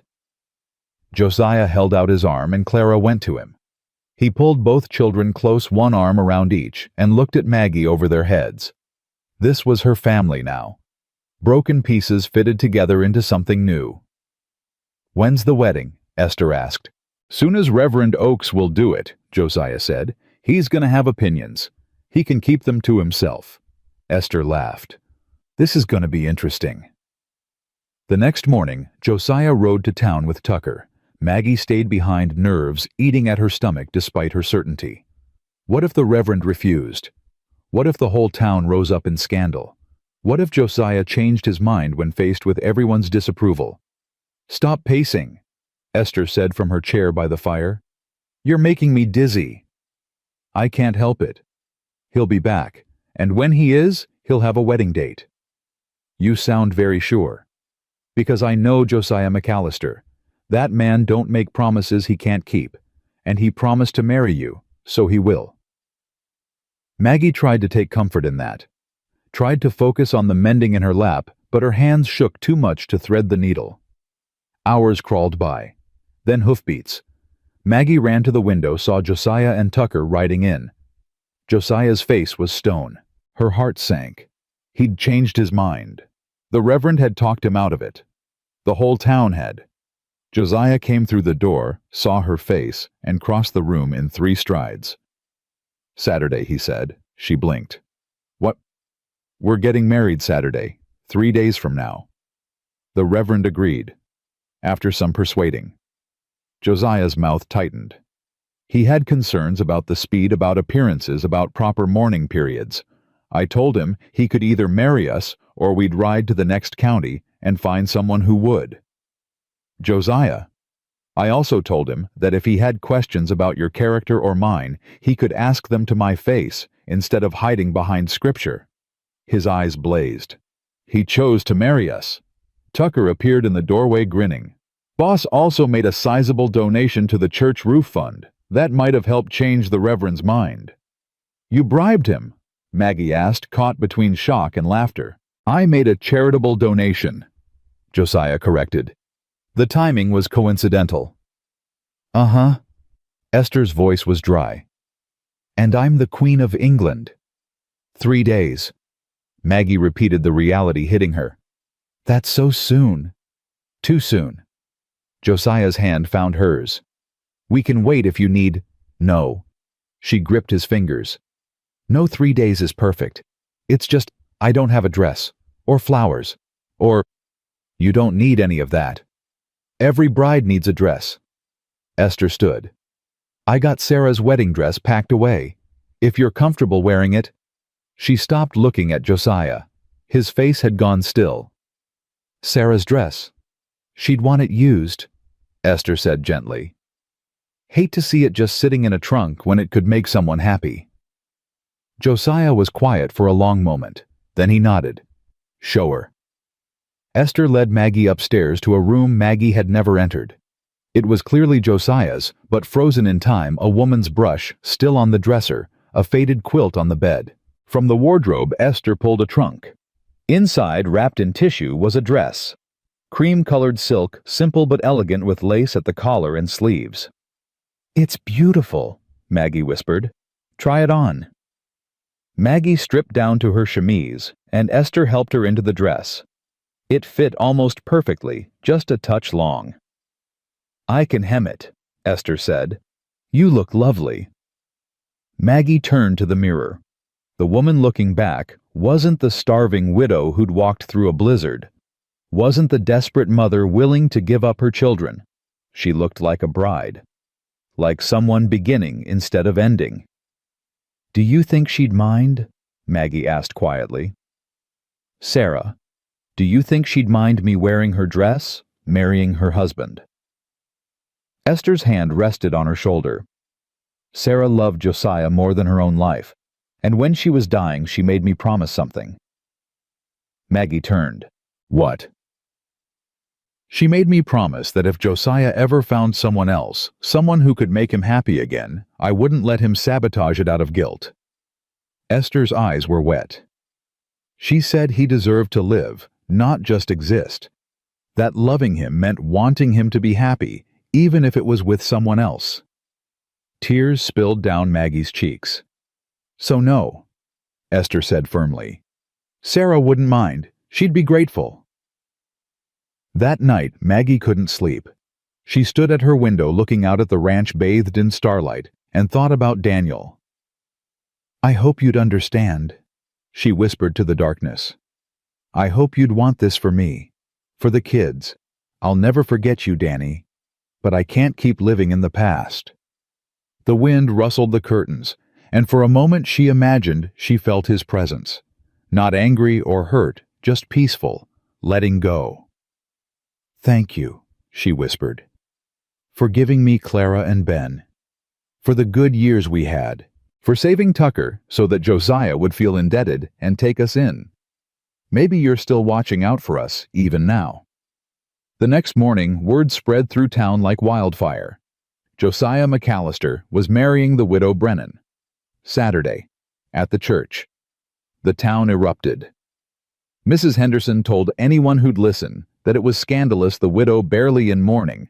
Clearly, she'd been angling for this all along. Mr. Foster said it was McAllister's business, but mighty quick, wasn't it? The general store owner took bets on whether the marriage would last a year. And Victor Slate heard the news and smiled. Friday afternoon, the day before the wedding, Maggie was in the garden when a wagon rolled up. Not Slate this time. A woman climbed down, middle-aged and stern-faced, wearing Sunday clothes on a Friday. Mrs. Brennan. Yes. I'm Dorothy Slate, Victor's wife. Ice slid through Maggie's veins. I don't want any trouble, Mrs. Slate. Neither do I. That's why I'm here. Dorothy looked around as if checking for listeners. My husband is planning something, tomorrow, at your wedding. Maggie's blood ran cold. What kind of something? I don't know exactly, but I heard him talking to his men. Something about making a scene, proving that McAllister's marriage is a sham. She hesitated. He's obsessed with bringing Josiah down. Has been for years, ever since McAllister outbid him on a land deal. Why are you telling me this? Dorothy's eyes were sad. Because I know what it's like to love a hard man, to make a life with someone who's difficult and closed off. And I know what it's like when that man finally finds happiness again. She glanced toward the house. Don't let Victor ruin this for you. Be ready tomorrow. Have people watching, and whatever happens, don't let him provoke Josiah into violence. That's what he wants. A reason to call the sheriff to press charges to take Thunder Creek in a lawsuit. Why would you warn me if your husband... My husband is a bitter, angry man who's let jealousy poison him. But I'm not. Dorothy climbed back into her wagon. Congratulations on your wedding, Mrs. Brennan. I hope you'll be happy. She drove away, leaving Maggie shaking. She ran to find Josiah, found him in the barn with Tucker. Slate's planning something tomorrow, she said breathlessly. At the wedding. Dorothy came to warn me. Josiah's face went hard. What kind of something? She didn't know. But he wants to provoke you. Make you lose your temper. Get you arrested. Then we cancel, Josiah said immediately. Move the wedding. Do it here private, just us. No. The word came out fierce. No, I'm not letting him control our lives. We're getting married tomorrow in that church like we planned. Maggie. I'm done running, done hiding, done letting fear make my decisions. She gripped his arms. We'll be careful. We'll be ready. But we're not giving him this. Tucker cleared his throat. If I'm a boss, we could have the hands there. Armed but discreet. Anyone makes trouble, we handle it quiet-like. Josiah looked at Maggie. You're sure about this? I've never been more sure of anything. Something in his eyes softened. All right, we do it your way. But at the first sign of trouble, we handle it together, Maggie said. That's what marriage means, right? His mouth curved. Yeah, that's what it means. That night, Maggie lay in bed too keyed up to sleep. Tomorrow she'd marry Josiah. Tomorrow she'd become Mrs. McAllister. Tomorrow her life would change forever. Fear and excitement warred in her chest. A soft knock at her door. Mama. Clara's voice. Come in, baby. Clara slipped inside, climbed into bed beside her mother. Can't sleep either. No. Are you scared about tomorrow? Maggie thought about it. A little, but more excited than scared. I think Papa would like Mr. McAllister, Clara said quietly. They're both good men, both the kind who do what's right even when it's hard. Yeah, I think he would too. Do you love him, Mr. McAllister? The question hung in the darkness. I do, Maggie said softly. Not the same way I loved your papa, but just as real, just as deep. Good. Clara snuggled closer. Because he loves you too, I can tell. How? The way he looks at you when you're not watching, like you're the answer to something he forgot he was asking. Maggie's throat tightened. When did you get so wise? When I had to grow up fast. Clara's voice was matter of fact. But that's okay. Growing up means I get to see you happy again. That makes it worth it." Maggie held her daughter close and let the tears come. Saturday dawned clear and bright, the sky so blue it hurt to look at. Esther dressed Maggie in Sarah's wedding dress, now perfectly hemmed. Clara wore a new dress Josiah had bought, pale yellow, that made her look young again. Ben wore a suit that was a bit too big, but he kept tugging at the collar with pride. "You look beautiful, Mama," Clara said. Maggie looked in the mirror. The woman looking back was thin still, but healthy, fed, whole, ready. They rode to town in the wagon, Tucker driving, 4 ranch hands riding alongside. Not obvious, but clearly there. The church sat at the edge of Willow Springs' white clapboard with a small bell tower. People gathered outside more than Maggie expected. Some curious, some supportive, some clearly disapproving. And in the back, on horseback, Victor Slate and 6 of his men. Maggie's heart hammered. Tucker helped her down, and she saw Josiah waiting at the church steps.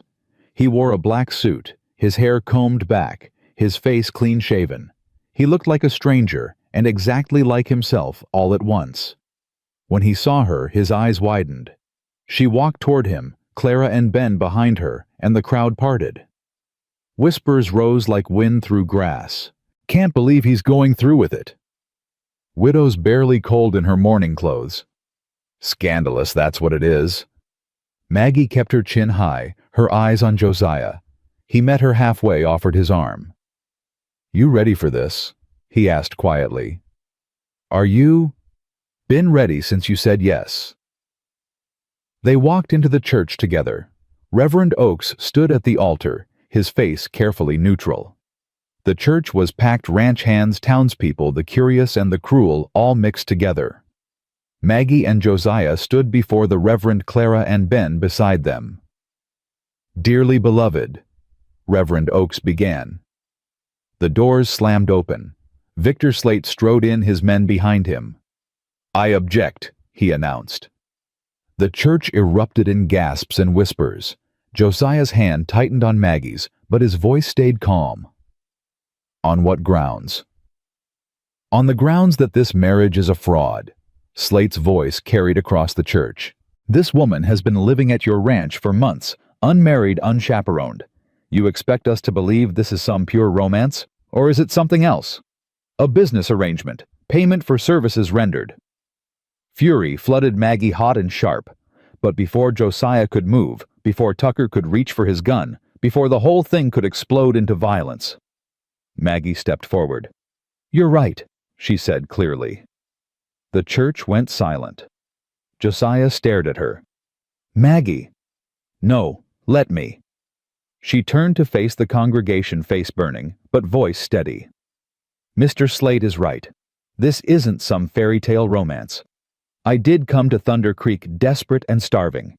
I did beg Josiah to save my children. And yes, I've been living at his ranch." Slate smiled triumphant. "But here's what Mr. Slate doesn't understand," Maggie continued. "Desperation doesn't make love less real. It makes it more real. I didn't fall in love with Josiah because he's rich or powerful. I fell in love with him because when I had nothing, when the whole town turned its back on me." She looked at the congregation, saw guilty faces look away. "When I was dying and my children were dying, he didn't ask what he'd get out of helping. He just helped." She turned back to Josiah, her voice softening. "I fell in love with him because he's kind without being soft, strong without being cruel. Because he kneels in the dirt to look at a 6-year-old's rock collection.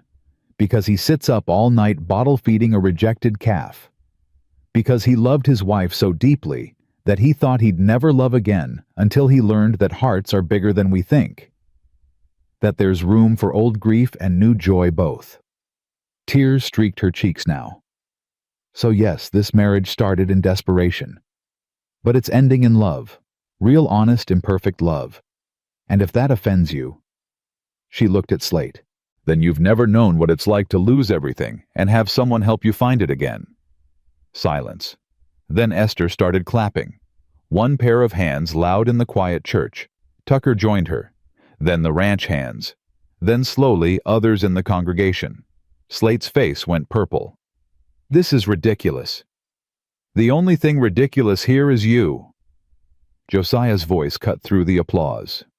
You rode into a church, on a wedding day, to insult a woman who's done nothing but survive. That tell you something about your character, Slate. I'm trying to protect this town from what? From people being happy? From second chances? Josiah stepped forward. You want to ruin this for me, because I outbid you on a land deal 5 years ago. That's what this is really about. Slate's jaw worked. Get out, Josiah said quietly. Get out of this church. Get off my land. And if you ever threaten Maggie or her children again, there won't be enough law in Montana to protect you. You threatening me? I'm making a promise. For a long moment, Slate held Josiah's stare. Then he turned on his heel and stalked out, his men following. The church exhaled. Reverend Oakes cleared his throat. Well, shall we continue? Josiah turned to Maggie, his eyes searching hers. You meant all that, every word. He cupped her face, kissed her in front of God and everyone, and the church erupted in cheers. When they finally broke apart, both breathless, the Reverend said dryly, I generally wait until after the vows for that part. Laughter rippled through the congregation. They spoke their vows, simple traditional words that meant everything. I, Josiah, take you, Maggie. I, Maggie, take you, Josiah. Till death do us part. The Reverend pronounced them husband and wife, and Josiah kissed her again, softer this time, a promise for all the tomorrows ahead. They walked out of the church together into brilliant sunshine, and Maggie thought about how she'd walked through a blizzard to this moment. How close she'd come to giving up. How glad she was that she hadn't. Because here now, with Josiah's hand in hers, and her children beside her, and a whole future stretching out bright and uncertain and beautiful, she understood something she'd forgotten in all those months of starving and surviving. Life could be hard and still be worth living. Love could grow from desperation and still be real. And sometimes the best things came from the worst moments, if you were brave enough to reach for them. The reception happened in the churchyard tables laden with food the townspeople had brought, despite their earlier gossip. Maggie stood beside Josiah, his arm around her waist, and watched people who'd turned her away months ago now smile and offer congratulations. Some of it was genuine. Some wasn't. She found she didn't care either way. You were incredible in there, Josiah said quietly, his breath warm against her ear. The way you stood up to Slate, the things you said.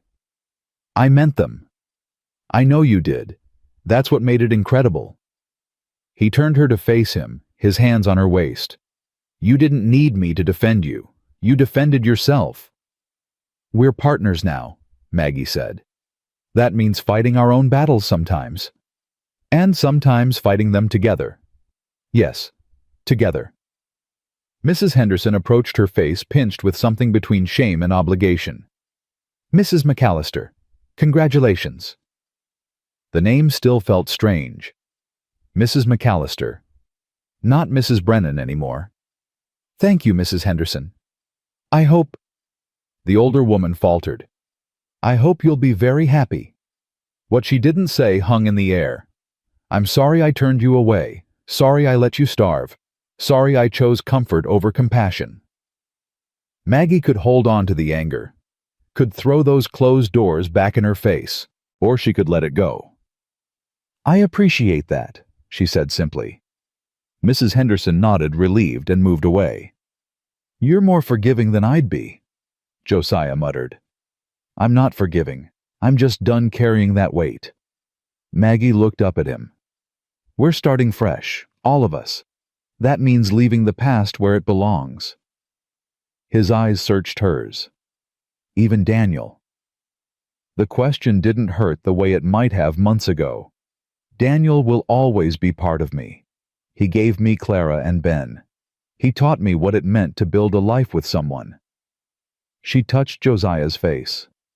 But you taught me that life doesn't end when love dies. That hearts are bigger than we think. that there's room for both grief and joy. Josiah pulled her closer. I love you, Maggie McAllister. I love you too. They kissed, and around them the reception continued, life flowing forward, the way it always did, carrying them with it. Ben tugged on Josiah's coat. Papa, can I have more cake?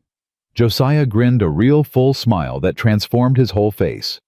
Yeah, son, you can have more cake. Maggie's heart swelled watching them, this man, who'd been so closed off, now kneeling to cut a slice for her boy. Their boy. Clara appeared at her side. You happy, Mama? Yeah, baby. I'm happy. Good. Clara squeezed her hand. You deserve it. The afternoon stretched long and golden, full of laughter and music, and people dancing in the churchyard. Maggie danced with Josiah, his hand warm in hers, moving to a fiddle's tune, while the sun dipped toward the mountains. Thank you, she said. For what? For seeing me when I was invisible. For helping when no one else would. For giving us a home. You gave me something too, Josiah said quietly. What? A reason to stop just surviving and start living again. They danced until the shadows grew long, until the guests started drifting home, until only the ranch hands and Esther remained helping clean up. Tucker approached, grinning. Boss, Mrs. McAllister, we got the wagon ready whenever you want to head home. Home. Thunder Creek Ranch was home now. Not just a place she worked, but truly home. They loaded the children into the wagon, both drowsy from excitement and cake. Esther climbed in beside them, and Josiah helped Maggie up before taking the reins. As they pulled away from the church, Maggie looked back once. There at the edge of the yard stood Reverend Oakes. He raised his hand in farewell, his expression thoughtful. She waved back, then turned to face forward, toward home, toward the future. The ride back was quiet, peaceful. Ben fell asleep against Esther's shoulder. Clara leaned against Maggie, her eyes drifting closed. The ranch hands rode ahead and behind, protective even now. Josiah's free hand found Maggie's, their fingers intertwining. You tired? He asked. Not really. Too much to think about. Like what? Like how different today is from 6 months ago. How much has changed? Regret any of it? She thought about walking through the blizzard, nearly frozen, desperate enough to offer up her children. Thought about the terror of watching Ben in the creek, the shame of begging for help, the fear of hoping again. No, she said. I don't regret any of it, because it brought me here, to you, to this. Josiah lifted her hand, kissed her knuckles. We're going to make this work, Maggie. Build something good, something that lasts. I know we will. Thunder Creek Ranch appeared on the horizon, lights glowing warm in the growing dusk. Smoke curled from the chimneys. Horses moved in the corrals. Everything looked the same as it had this morning. Everything was completely different. They pulled up to the house, and the ranch hands appeared to help unload. Congratulations again, boss, one of them said, tipping his hat. Ma'am. Thank you, James. Esther carried Ben inside while Clara followed, yawning. Josiah helped Maggie down, but instead of heading for the door, he held her there in the yard. What? She asked, smiling. Just looking at you. Why? Because you're my wife now. Still getting used to that. Me too. She touched his face. Josiah McAllister's wife. Never thought I'd be standing here like this. Neither did I. His arms came around her. But I'm grateful you are. They stood there as stars began to appear, holding each other, while around them the ranch settled into evening rhythms. Inside, Esther got the children ready for bed. Maggie helped tucking Ben in, then Clara. Good night, Mrs. McAllister, Clara said with a small smile. Good night, baby. I'm glad you married him, Mama. Papa would be glad too. Maggie's throat tightened. You think so? I know so. Papa always said the best thing about loving someone was wanting them to be happy, even when you couldn't be the one to make them happy anymore. Clara's eyes were serious. I think he's happy you found someone who can. Maggie kissed her forehead, unable to speak past the tears. When she came downstairs, Josiah was waiting by the fire. He'd removed his jacket, rolled up his sleeves, and stood staring into the flames. "They settled?" he asked. "Yeah, both asleep already." He turned to her, and something in his expression made her breath catch. "Come here," he said softly. She went to him, and he pulled her into his arms. "I've been thinking," he said. "About what?" "About how close I came to never meeting you. If Daniel hadn't saved Tucker, if you'd given up before making that walk, if I'd been less stubborn about paying debts." His hand cupped her face. "So many things had to go exactly right for us to end up here." "Or exactly wrong," Maggie said, "depending on how you look at it." "No, right." His thumb brushed her cheek. "Because you're here. Because we're here. Because I get to spend the rest of my life with you." "That's a long time." "Not long enough." He kissed her then deeper than before, and she tasted promise in it. Promise and passion and a future full of mornings waking up beside him, of building a life together, of watching their children grow. When they finally broke apart, both breathless Josiah rested his forehead against hers. "I want to do this right," he said. "Want to honor what we both lost. Want to build something new, without forgetting what came before." "We will," Maggie said. "Together." "Together," he echoed. They stood by the fire as the house settled around them, the warmth seeping into their bones, and Maggie thought about all the ways love could surprise you, how it could grow in the darkest places, how desperation could transform into devotion, how two broken people could fit together into something whole. The next morning, Maggie woke in Josiah's arms. Sunlight streamed through the window. The room smelled like coffee and wood smoke. Somewhere downstairs, Esther was clattering pots and children's voices drifted up through the floorboards. Normal, domestic, beautiful. Josiah stirred, his eyes opening. When he saw her, he smiled. "Morning, wife?" "Morning, husband." "Sleep well." "Better than I have in years." He pulled her closer. "Get used to it." They lay there a while longer, neither wanting to move until Ben's voice floated up the stairs. "Papa, Mama, come see the calf is standing." Josiah laughed. "Duty calls." They dressed and went downstairs to find Ben and Clara in the kitchen already eating breakfast. "The calf stood up all by himself," Ben announced proudly. "Tucker said it's because we took good care of him." "That's wonderful," Maggie said, kissing the top of his head. Over the next weeks, life settled into new patterns. Maggie still worked alongside Esther, but now as mistress of the house, rather than hired help. She learned the ranch accounts from Josiah sitting beside him in his office while he showed her the ledgers. "You should know all this," he said, "in case something happens to me." "Nothing's going to happen to you." "You can't know that. Range work is dangerous. I want you to be able to run this place if you need to." So she learned. The investments, the livestock numbers, the contracts with buyers in Chicago. Her head for figures surprised him. "You're good at this," he said. "I kept books for Daniel. It's not so different, just bigger numbers."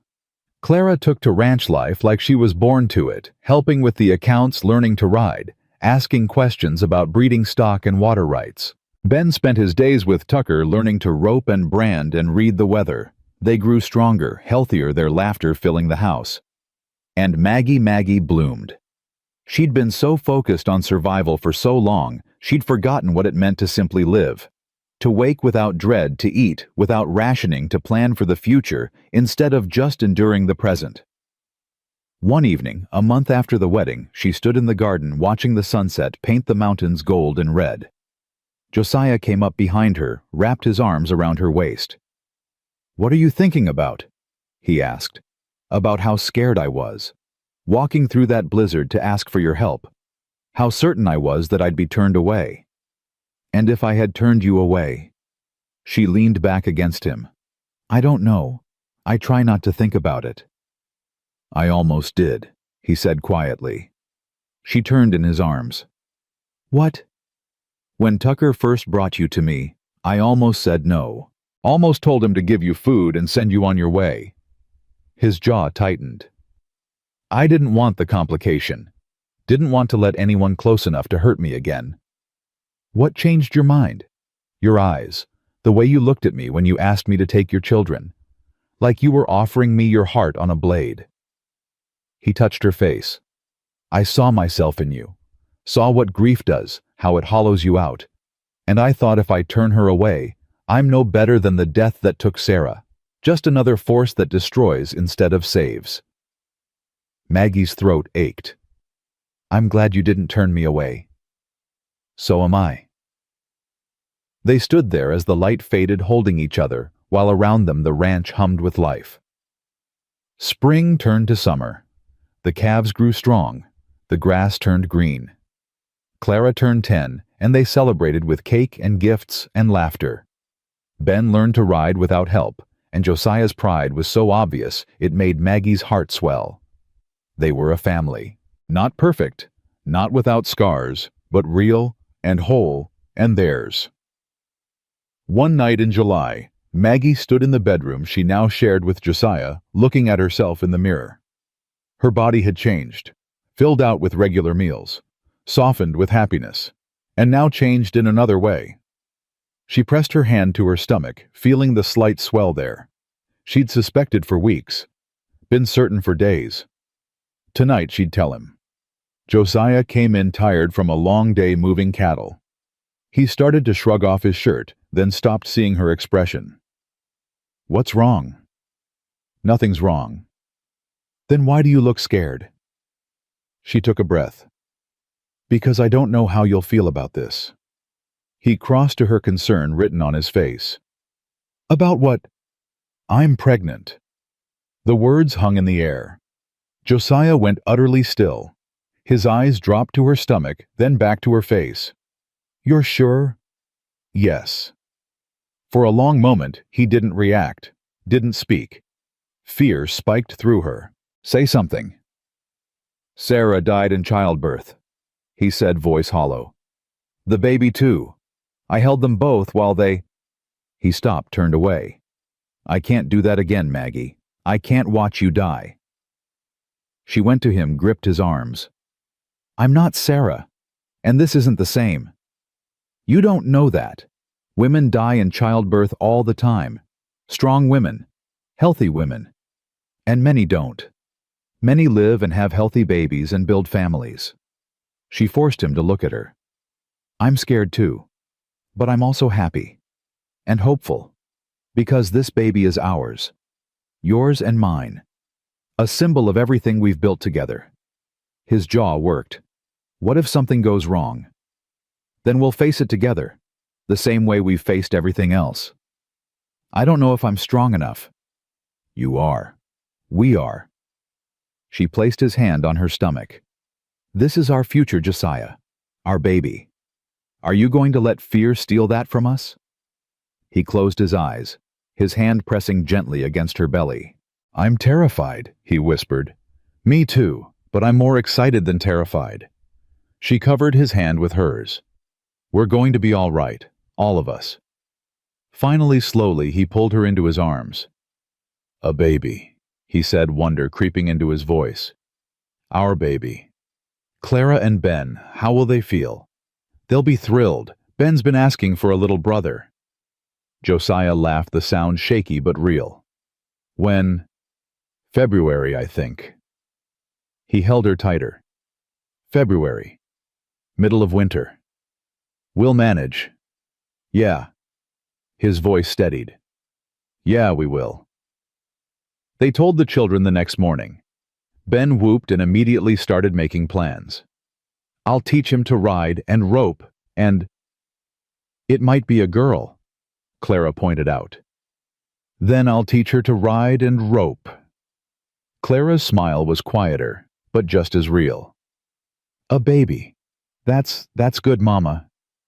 You're sure? Maggie asked. You're all right with this? Yeah, it means we're really a family now. Not just pieces put together, but something whole. Esther cried when they told her, which shocked everyone because Esther never cried. "About time," she said, wiping her eyes. "This house needs a baby in it again." The months passed in a blur of preparations. Josiah became impossibly protective, hovering whenever Maggie lifted anything heavier than a spoon. She alternated between being touched and annoyed. "I'm pregnant, not made of glass." "I know. You're worried, I know." She took his hand. "But you have to trust me. Trust this." He tried. Some days were easier than others. In October, Victor Slate's ranch went under. Rumors said he'd over-leveraged, made bad deals, gambled on cattle prices, and lost. Whatever the reason, he was forced to sell. Josiah bought the land. "Why?" Maggie asked. "Because it borders ours, because it makes sense, and because—" He hesitated. "Because I want our children to inherit something solid, something that can't be taken away by drought or bad luck or vindictive neighbors. Our children. Plural now." Maggie kissed him. "You're going to be a wonderful father." "I already am," he said, thinking of Clara and Ben. "But this is different." "I know." Winter came hard and early. Snow buried the ranch in December. The cattle huddled in the new barns. The horses grew shaggy coats, and Maggie grew rounder, slower, more uncomfortable. Clara helped her with everything. Ben fetched and carried. Josiah barely let her out of his sight. "You're driving me crazy," she told him one night in January. "I don't care. I'm not taking chances." "Josiah." "No." He pulled her close as her belly would allow. "I lost Sarah because I wasn't there. I was out on the range and she went into labor early, and by the time I got back—" His voice cracked. "I won't make that mistake again." "You didn't make a mistake. You couldn't have known." "Doesn't matter. I wasn't there. This time, I will be." So he stayed close, and Maggie learned to accept it, learned to see it for what it was. Love showing up as fear, because loss had taught him that happiness was fragile. On February 12th, just after midnight, Maggie's water broke. Josiah sent Tucker flying to town for the doctor while he helped Maggie to bed, his hands shaking. "It's all right," she said, gripping his hand through a contraction. "This is normal." "Nothing about this feels normal." Esther appeared with hot water and clean cloths, her face calm and competent. The labor was long, painful. Maggie lost track of time, lost track of everything except the waves of pain and Josiah's hand in hers and his voice in her ear. "You're doing so good. So good, Maggie. Just breathe." "I am breathing. I know, you're incredible. So strong." Hours blurred together. The doctor arrived, examined her, said everything was progressing normally. Dawn broke. The pain intensified until Maggie thought she'd break from it. Then the doctor said, "One more push." She pushed, screaming, and suddenly, a baby's cry filled the room. "It's a girl," the doctor announced. Maggie collapsed back, gasping. Josiah's face was wet with tears. "A girl. We have a daughter." The doctor cleaned the baby, wrapped her in a blanket, placed her in Maggie's arms. She was tiny. Perfect. Dark hair, red face, lungs like a cattle auctioneer. "Hello, sweetheart," Maggie whispered. Josiah knelt beside the bed, touching the baby's hand with one finger. His daughter's tiny fist wrapped around it. "She's beautiful," he breathed. "She is. What should we name her?" Maggie looked at him. "Sarah, if that's all right with you." Josiah's face crumpled. "You'd do that? She's part of our story, part of what brought us together. I want to honor that." He kissed Maggie's forehead, then the baby's. "Sarah Hope McAllister. Hope. Because that's what you gave me, what she represents." Clara and Ben were allowed in, both wide-eyed and awed. "She's so small," Ben whispered. "You were this small once," Maggie said. Clara touched the baby's hand gently. "Hi, Sarah. I'm your big sister." The baby's eyes opened, unfocused but searching. and Maggie looked around at her family, Josiah beside her, his hand on her shoulder. Clara and Ben crowded close, Esther beaming in the doorway. This new life cradled in her arms and felt a completeness she'd never imagined possible. She'd walked through a blizzard to beg for help, had been ready to give up everything to save her children, had lost one love and found another, had learned that endings could become beginnings if you were brave enough to keep walking. "Thank you," she said to Josiah. "For what?" "For seeing me when I was invisible, for taking us in when we had nothing, for loving me even when I was too scared to love you back." He kissed her softly. "Thank you for walking through that blizzard, for being stubborn enough to survive, for giving me a reason to live instead of just exist." Outside, the February wind howled across the Montana plains, but inside Thunder Creek Ranch, warmth filled every corner. A family built from broken pieces, a love born from desperation and transformed into devotion, a future stretching out bright and uncertain and beautiful. Maggie Brennan had walked into a blizzard, ready to sacrifice everything. Maggie McAllister held her daughter and understood that sometimes the bravest thing you can do is not give up, but reach for hope, even when hope seems impossible. And sometimes, when you're brave enough to ask for help, when you're desperate enough to risk everything, when you're strong enough to keep walking, even when the cold bites and the path is dark. Sometimes you find exactly what you didn't know you were searching for. Not just survival, but life. Not just existence, but love. Not just an ending, but a beginning that makes every painful step worth taking.